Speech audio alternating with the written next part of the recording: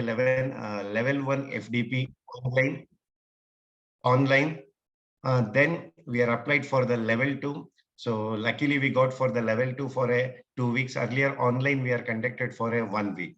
So once again, I thanks to all the participants for attending this FDP. Okay. See, this FDP, we have a 2 levels. First level will be the online. It starts from today itself. So end at this Saturday. Okay. Daily the session will be so start exactly at 7 o'clock, ends at 9:15. As per the guidelines of the FDP, ACT, Atal FDP. So we have to run this online session daily from 7 to 9:15. Then comes a offline. So before we start the offline, there will be inauguration for the offline. Okay. Then after the inauguration, so we'll start the session from daily from 9:15 to 5:15. Okay. So the Atal FDP we are conducting. Okay. The second time. So before I start, so I thanks to Arun Nair, also the Anicketan, CEO of Coach Head Private Limited. So I think also some of the students, okay, from Coach Head Limited, the students are joined for the online session. See, earlier the limit for this FDP is only 50 members, okay. So before we promoting this FDP from the institution level, already across the India, already the 50 participants are joined. But as per the guidelines of this FDP, we have to enroll only the 50 participants. Those are within the 100 kilometers of our institution. So slightly we are rejected many participants from outside Andhra Pradesh, Tamil Nadu, Telangana, Kashmir. So many participants we are rejected because of they are more than 100 kilometers. Still few are requested for the online, but only attending for online, you won't get the certificate. So it is mandate for everyone. So it is the online as well as offline, you have to attend. Clear it is? Now, say with respect to the attendance, okay? So attendance, it is mandatory because the session will start at 7 o'clock and wind up at 9:15. Before 10 o'clock, we have to enter the attendance status of each participant. Those are participated in the online. This is mandate for us as per the guidelines. So in this regard, I request because 80% of attendance is mandatory to get the certificate. So in this regard, I request all the participants, okay?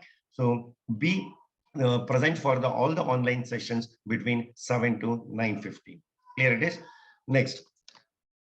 So the FDP, okay? This FDP we are planned with respect to the VLSI domain, okay? Unlock and digital design flow for VLSI chip application. I think the resource person also, I think Anicketan will address how the importance it is now the VLSI trends in the scenario, okay? So I think all of you know earlier, we don't have the semiconductor industry. The India is now planning for the semiconductor industry. There is a boom for the VLSI who are working for the VLSI domain, okay? So in this regard, I request all the participants be actively present for this FDP and get the knowledge out of it, okay? So thank you for being a register for this FDP. Once again, I wholeheartedly welcome all the participants on behalf of management, principal, and the faculty members of EC from GM Institute of Technology. Thank you, one and all. Over to Chaitra Madam. Thank you so much, sir, for your informative words. You have been always source of motivation and backbone of our department.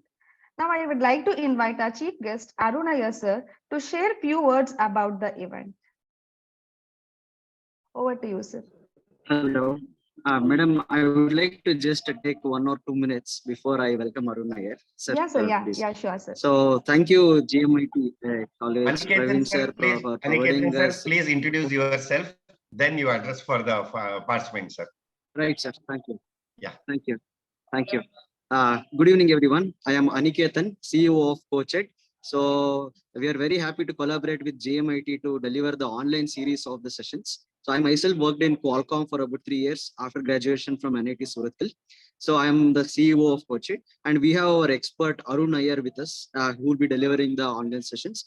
So I just want to wish all of you all the very best, and I want to tell you that the government of India is putting emphasis on the VLSI technology, and you must be knowing that 3,000 rupees, 3,000 crores of investment will be happening from the Indian government regarding the India Semiconductor Mission, and there will be separate degree program, bachelor degree program from VLSI design also, which will be soon introduced.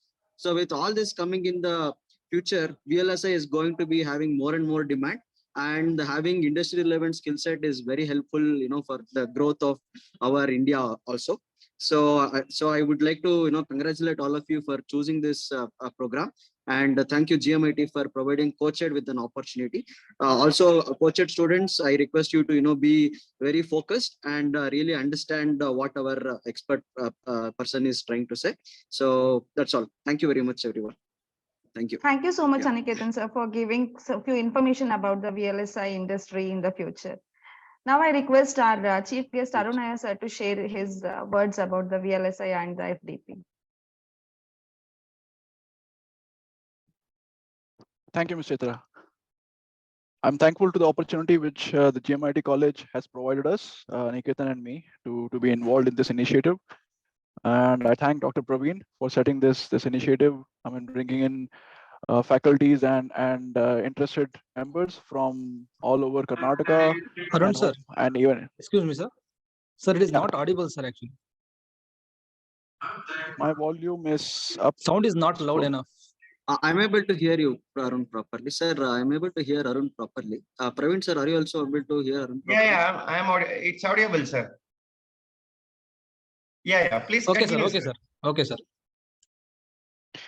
Okay, thank you. So I'm just really grateful for this opportunity, and I thank GMIT College and Dr. Praveen for volunteering and taking up this initiative. And VLSI is an extremely exciting field. I mean, obviously, as a country, we are late into the game, but it's never too late because all of us saw all the challenges and all the struggles which industries and companies faced during the COVID timeframe, when all the supply chains related to semiconductors and VLSI was bottlenecked. Chips were not available, automobiles were restricted. So, and given all the political and the global struggles happening between US and China to sort of dominate this sector, I think it's very important that we become self-sufficient and have a high independent design and a market for VLSI related products within the country, and any initiative from the government and the academia is extremely encouraged and appreciated. I thank the principal MIT as well for getting the faculty involved in this activity. I thank you all.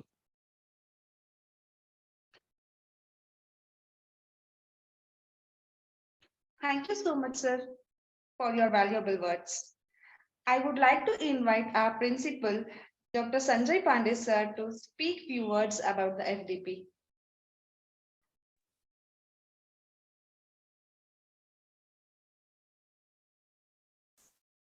Sir, you are not audible, sir.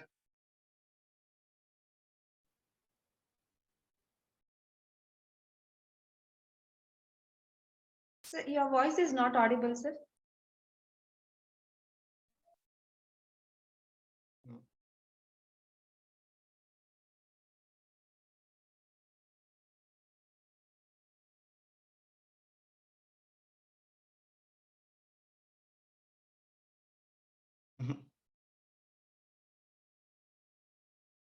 Harish, sir, Sir, ನೋಡ್ತಾ ಇದೀವಿ, sir.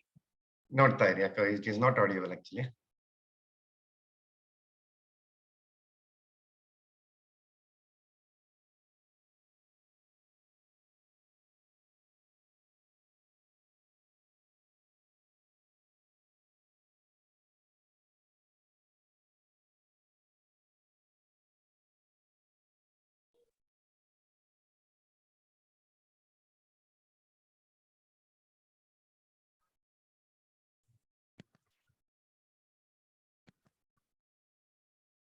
Hello.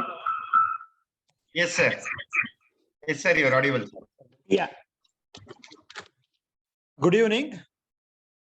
And good evening from the GM Institute of Engineering, DAVANGERE. At the outset, I want to congratulate Dr. Praveen, who is the head of ENC department and also director of IKAC, and his team for conducting this activity.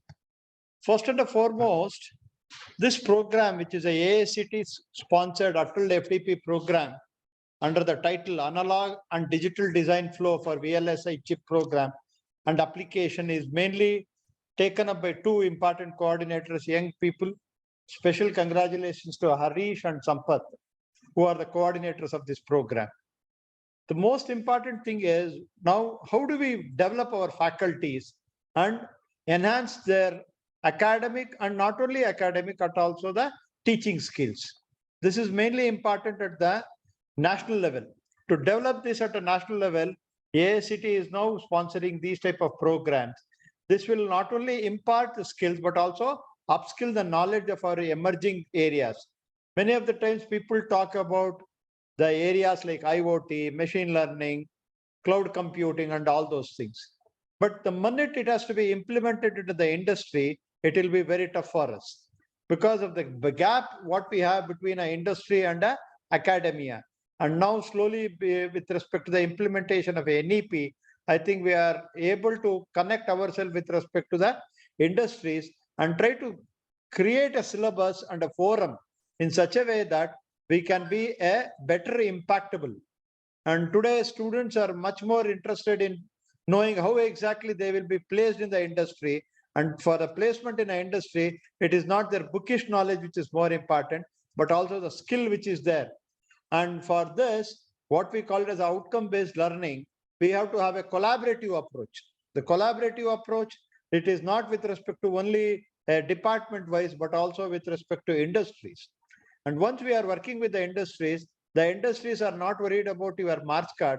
Industries are more worried about how exactly you have taken up a case study, how you have done a project. It might be a mini project. How do you interact, presentation skills, all this comes into picture. I think this is where the faculty now needs to create and develop a strategic road to enhance their skills and also develop a excellent skills in it. Now, many of the times we have seen the faculties being restricting themselves into not going down to the real problems or real-time issues. I think this is where our faculties have to forget about these real-time problems and come down, work on these things. And even if it is a smaller problems, it might be a mini project, like it will be very good. And I think when you go through this Atal FDP program, one very interesting thing which I could find out was they are giving us sessions not only about academics, but also sessions on mental and emotional well-being, stress management, human values, and ethics. This, I think, when we were youngsters, we could get it from our grandmothers and grandpa. But I think, unfortunately, today's youngsters, we have to plan themselves and make a better impact on this. With this, I congratulate each one of them for the electronics department, and thanks each for Dr. Praveen and his team, and all the best. Thank you. Thank you very much, sir. Thank you so much, sir, for your thoughtful and inspirational words. You have been always a source of inspiration for us. Now I would like to call Mr. Sampath Kumar, sir, to present a vote of thanks. Good evening, it's audible. Yes, sir. It's audible, sir. Yeah, please carry on, sir. A very good evening to all. I am glad to hear to express my vote of thanks. I thanks to the resource person Arun Iyer accepting our invitation for delivering all the online sessions, sir. Thank you, sir.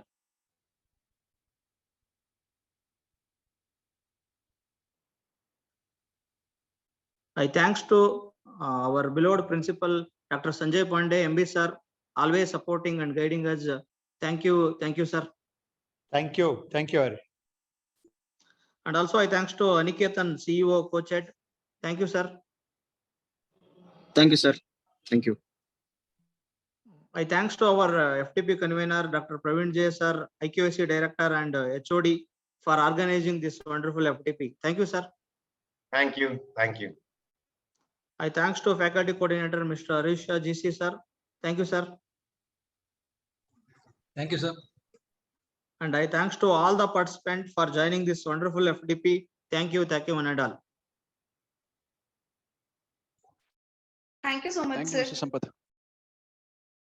Once again, I thank you all the dignitaries and the participants to be part of this inaugural event.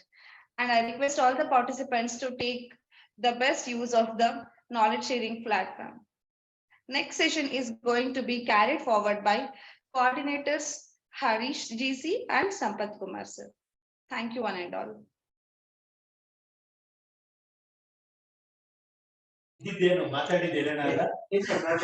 Thank you, madam. Once again, I also thank you for wonderful MOC. Thank you, sir. Thank you Now, so before much. the start of the session, I would like to tell all the participants, as our HOD already mentioned, as per the norms of the Atal FDP, it is mandatory to have attendance and regular solving the assignments and activities provided by the resource persons. So I expect all the participants to actively participate and be there in the session and make best use of it. And Arun Iyer, sir. Arun Yeah, Iyer, Mr. sir. Harish. Sir, it's all yours, sir. You can share your screen and I will make you an host as an host so that you can have a control over the session, sir. Harish Sure, sir, thank you. Harish sir, sir. before that, I want to address the participants. Yes, sir. Yes, sir. Actually, this is in the online platform. At the end of the online, okay, that means after the 6 days, there will be a one MCQ questions you have to fill the details, okay, because one online test we have to conduct at the end of the FDP session. Then when you come to the offline, again, there will be a one online test will be there. Along with that, there will be a one industrial visit. Okay, you have planned already the industrial visit. So once you visit to the industry, again, you have to prepare the report also with respect to the industry, as well as there will be we are making a 5 participants as a team. Okay, then there will be a 2 article discussion. Okay, 2 paper published papers we are discussing. So based on that discussion, you have to prepare a report for that. And finally, the overall conclusion of this FDP. Again, you have to prepare a report for this. So these are the mandate as per the Atal FDP norms. So in this regard, so at the end of this online sessions, so we are conducting the Google platform, okay, the MCQ questions. So you have to answer for that all the questions. Either we are preparing for a 30 to 40 questions. So that will be end of the last session. So in this regard, so whatever the day-wise sessions we are carrying, so please be active part in this each session, because based on that you'll get that at the end of the session, because minimum 70% you have to score in the both the online test as well as offline test to get the certificate. Okay, so over to Arun Iyer, sir.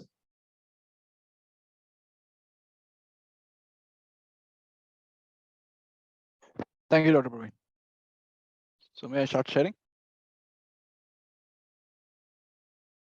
Yes, sir. So 1 minute, sir. I request all the participants to turn on your video so that I can have a snap of the same for documentation. I request all the participants to turn on the videos.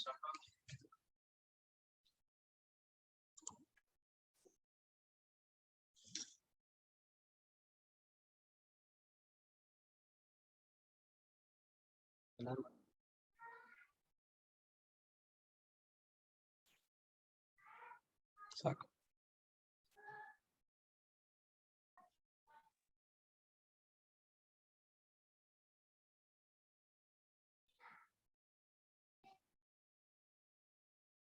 Sir, thank you, sir. Sir, over to you, sir. Right, thank you. So may I start sharing? Yes, sir.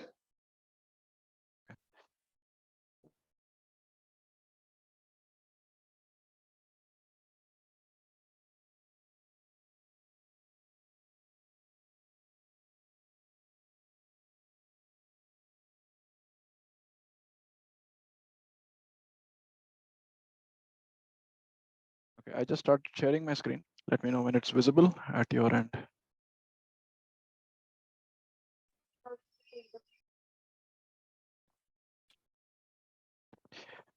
Can you all see it? Yes, sir. Okay. So, so this is the first day of the 6-day session that we have planned, and so the main focus that I will have and I'll spend on. I'm seeing someone scribbling here. Not sure. Okay. I think the screen sharing is gone.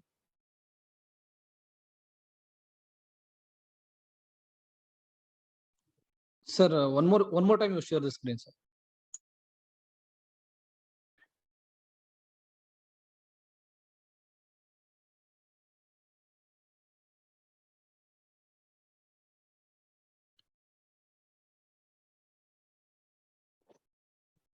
Okay. So as I was saying, over these next 6 days, including today, the focus of this set of talks and interactive sessions will be on the aspects of VLSI design. I think the focus, even though the session is named analog and digital, there'll be a greater focus on the digital side of things, primarily because that's been one of my major areas of expertise and my background over the period of experience that I have in this industry. And in between, we would certainly touch upon some of the analog aspects, but very briefly.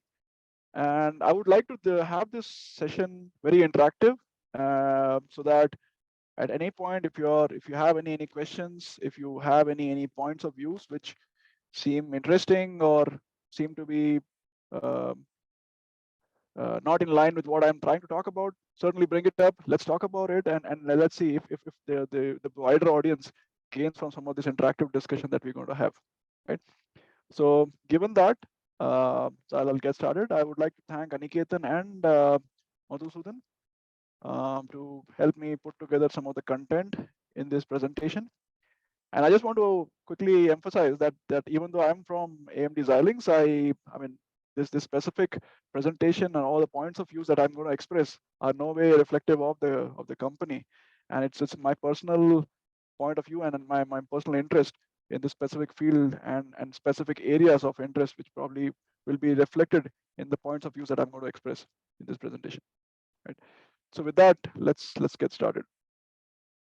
So VLSI is very large scale integration. Right? I think most of you, or at least a large percentage of the people in this audience, would know about it. Very large scale integration. I think if you go to Wikipedia or just search for it on Google, you would get lots of links for that. Right.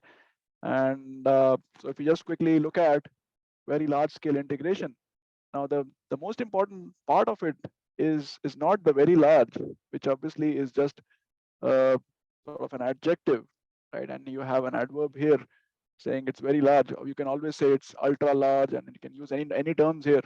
So the most important part of it is the scale and also the integration, right? Integration as as you may understand the meaning is to put together many pieces into a single entity and scale it together. Scale means sort of making it on a broader view of it, on an aspect which is significantly bigger. So when you start putting together multiple pieces of small unit elements, which could be at the level of switches or amplifiers, or could be any computing element, and you start putting them together, and if it can be put together at a scale where it can do very interesting functionalities, computation, or any aspect which is very interesting to us as a society, as individuals, it's a very interesting technology. I think VLSI has reached has not just now, even though in our country it's the government has shown interest only in the last couple of years, but as an industry, VLSI has been active since the time the first real computing device or a switching device was invented in the 1940s, 1948 to be precise, 1947, 48 to be precise. In fact, this year is the 75th anniversary of the invention of the transistor. And transistor is the most important element or the piece of this whole VLSI puzzle, without which this whole field wouldn't have taken off and gone towards this exponential growth that we've been seeing. I'll sort of quickly show some interesting images which will show how significant this whole field of VLSI is to the society and overall to all of us. But basically, this whole important part of it is the scale and the integration. So what used to be disparate or different individual pieces, even let's say 5-10 years back, due to the complexity and the advancement in the technology, we've been able to bring all of them together into smaller and smaller a single piece of silicon where all those functionalities could all be clubbed together and has a broad impact. So VLSI, very large scale integration, right? And so let's talk about how integration has really happened over the last many years. So these are like very interesting images. The left one. So I'm calling it the march of integration. March of integration over the last nearly 50 plus years, right? So IBM shipped its hard disk drive in the 1950s. So look at the size of this this object.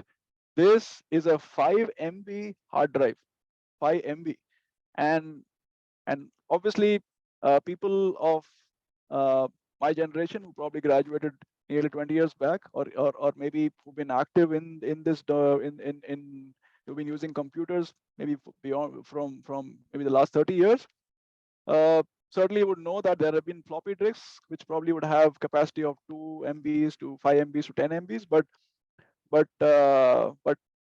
this hard disk drive, which is just 5 MB, and the size of it is so large, it requires 4 to 5 people to push it inside, and it's basically taking up a space of really almost a cupboard or a big rack. Now compare this to what is the state of a flash drive in the latest technology nodes. This is around 2020. This is from SanDisk, and this is 1 terabyte. 1 terabyte is roughly 1 power 12 or 10 to the power of 12 bytes, and we're talking about 5 MB. So we're talking about roughly a million and 6 orders of improvement in the capacity, and similarly significantly improved density and area for the same or even better density of memory that we can currently support. So 1 terabyte versus 1 5 MB, you can clearly understand how significant these two pictures look when you look at it. If someone was sitting in the 50s, and if you had told him that you would be able to have a memory drive which is roughly can fit in your hand or even smaller than that, people would have laughed at you, right? And that's what I think people never anticipated, that things would pick up at this scale. But that's basically what has happened, and all of this is basically because of the significant step forward and improvements which have been made by this field as a whole. Another interesting view is the march of how the computing as a device has come up over the last 50 to 60 years. So this is ENIAC, one of the most famous computers built around the World War II timeframe. This was used by I think the US for ballistics, for tracking missiles and other shells trajectories, calculating that, and parts of simple aircraft. So this takes up 1,000 square feet of space, 30 tons in weight, and it required 18,000 vacuum tubes. So a vacuum tube was a different switching element compared to transistors. So this is 1946, just before the transistor was invented, and vacuum tubes were the predominant switching elements which people used to use for their electronic devices. Now compare that to this iPad, which Steve Jobs is presenting here. Then look at the size of the iPad. Obviously, I know most of us clearly understand what I'm trying to show here, but this whole view is stark, right? I mean, we need to understand the fact that this has not happened by chance. It has happened by sustained systematic improvement and progress in technologies and materials and software, and every aspect that has come together has made regular small and large increments over these years, which has resulted in us reaching the current phase of these really sophisticated devices, which are really user friendly, and almost everyone in the world can have access to them. So what are the reasons or the main factors? Can you all see the screen completely? I seem to see some block here. Is it visible completely, the full slide? Yes, sir. Okay, so is the top not covered here? Okay, so what have been the main reasons for the development or significant growth in the computing? Some of them that I believe are there have been several fundamental innovations in the materials and related technology. For example, the fabrication and the processing of silicon, germanium, and other semiconductor devices. The way to print them into the silicon substrate, optical technologies, and importantly, the innovations in device physics to sort of lead to improvement in the switching elements from the early days of BJT, because earlier switching devices were bipolar transistors to the planar MOSFETs, and now the 3D MOSFETs. You may have heard about FinFETs, which is currently the state of the art in terms of the transistors which are currently used in the VLSI domain. A significant innovations in fabrications and processing, and then importantly, the dominance of software or CAD in VLSI design. For people to be able to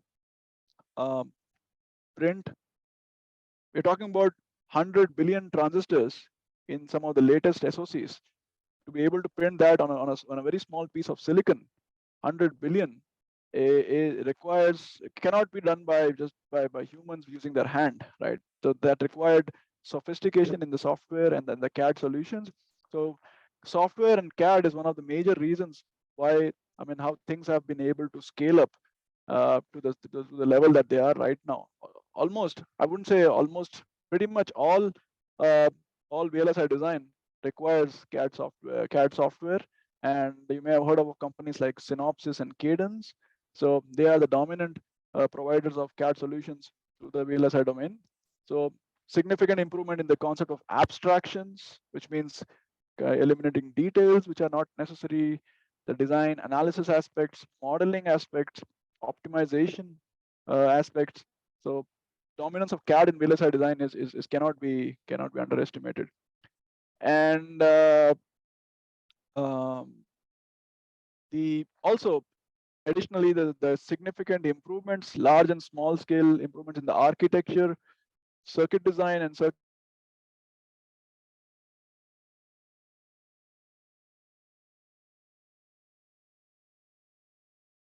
computing, which means the number of machines you could run the jobs on, the algorithms, and the needs of the society and people in general. This continuous large and small improvements, basically over so many years, has resulted in this significant growth. So what is this? It's nothing but a power of compounding, right? The small to large improvements every year, every couple of years, we keep pushing up the density or reduce the area, improve the density, reduce the area, or improve the performance, reduce the power, even by, let's say, 5-10% year upon year upon year. And basically it's the power of compounding. And if you look at it over 50 years, you would basically see a significant improvement. So there have been years where these improvements have been small, and we are seeing that currently that the technology and the innovations, the materials is limiting us, and the innovations have slowed down. But there have been years where the improvements have been large, but there has always been steady improvements and sustained improvements, which has resulted in this field really picking up and contributing to the sort of devices that we saw earlier.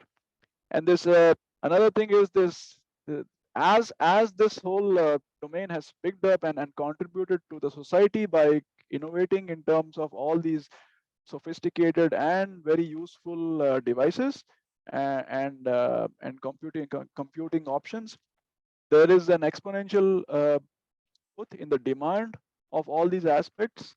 Where basically it's like a self-fulfilling sort of demand because of the fact that we have a lot of interesting devices now. There's more demand, and it's sort of like a feedback loop, and it's a positive feedback loop. So this whole exponential growth in demand is additionally driving the growth in demand of compute, which means there is a lot of commercial value in actually companies to invest more and more in VLSI across these multiple domains, materials, device physics, fabrication. A lot of these are very expensive. I think a lot of investment is required. For example, you may have heard about the foundries or the fabs which are used for chip designing in the recent technology nodes sometimes cost way beyond $5 billion. So there's a significant cost involved and price involved and to invest and to reap the benefits. And people are willing to do that because of the fact that there is a sustained and significant demand for compute and in all spheres of life and across the globe. It's not just West or the advanced countries or the first world countries, even the third world countries and underdeveloped countries across the world have a demand now, and that whole demand is driving the growth. And most importantly, the fact that all these things are happening, we cannot underestimate the fact that it is an extremely organized field with a very aligned industry and academic research and execution goals. And most importantly, it's working to ensure the survival of a mythical law. Can anyone give an answer to this? Like which mythical law I'm talking about? The Moore's law. That's right. It's the Moore's law. And Moore's law, it's not really a law. It was just an observation. I'm not going to touch upon Moore's law today. I'm going to talk about it in the coming days. And we'll probably get into some of the details of it, as how that whole law became a law, and it's sort of surviving and it's been driving the industry. But basically, the industry has sustained itself and focused itself to ensure that this mythical law, it was basically an observation by Gordon Moore, the founder of Intel, that every 18 months to 2 years, the density or the number of transistors we could pack within a silicon area is always doubling. So effectively, we're talking about an exponential growth. So 2 power the number of years. And so you're probably talking about that exponential law was an observation, but the industry sort of stuck with it. And there was another important research work called Dennard scaling, which along with the Moore's law allowed the whole field to significantly grow from the late 70s to early 2000s. So before I get into more details and specifics, and any questions?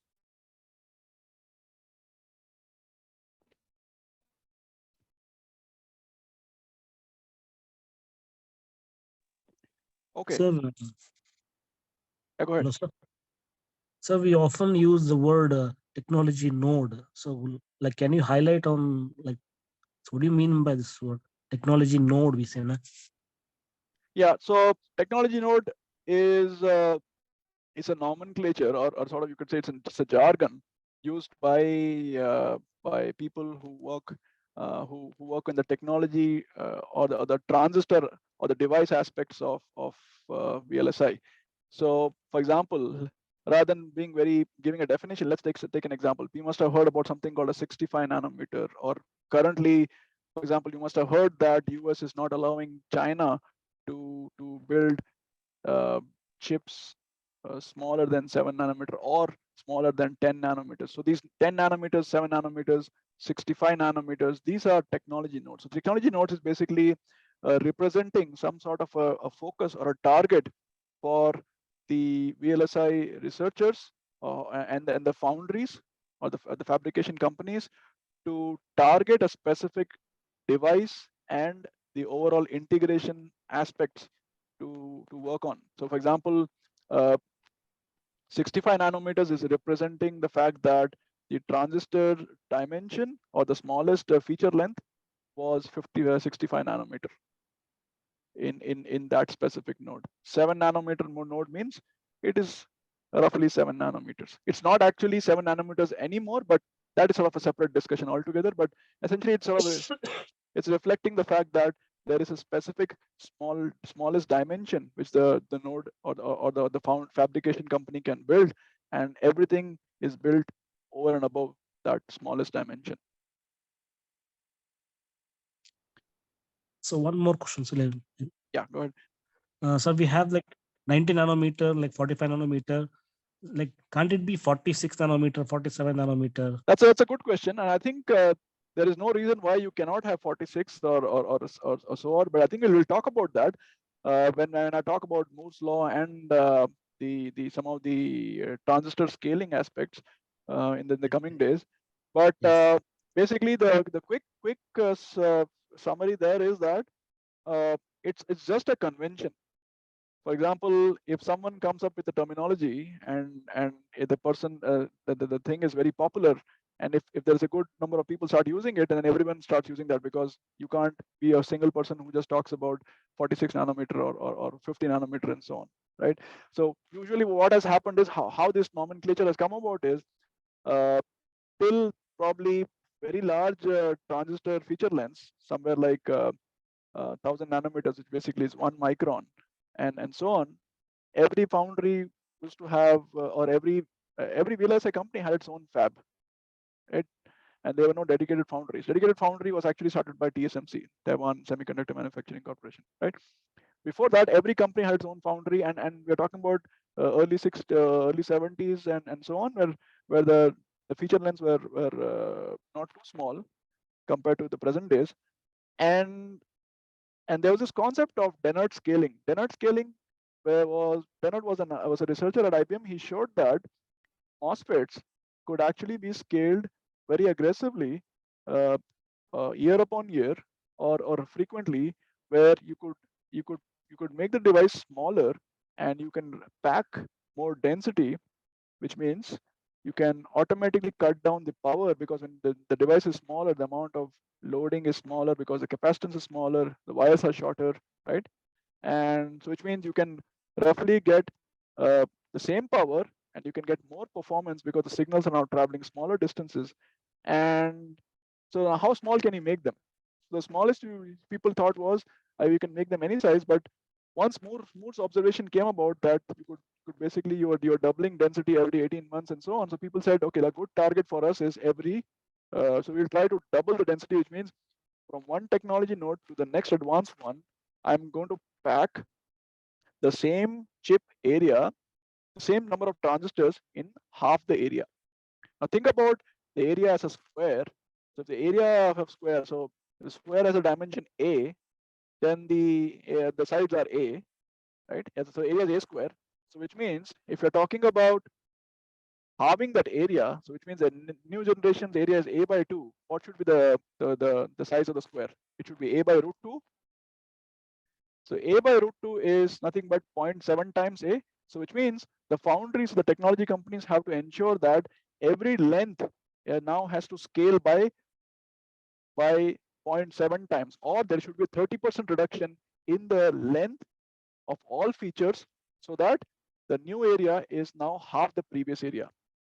So if you look at it, now let's take an example. So if you had 90 nanometers, so which means if your channel length is 90, which is basically the smallest feature that you can build in those technology nodes. Now, if you want to make it 0.7 times 90, it becomes 0.63. which is roughly rounded to 65. So therefore 90 nanometers was followed by 65 nanometers. Similarly, you can multiply 65 with 0.7 and you get roughly 40 nanometers.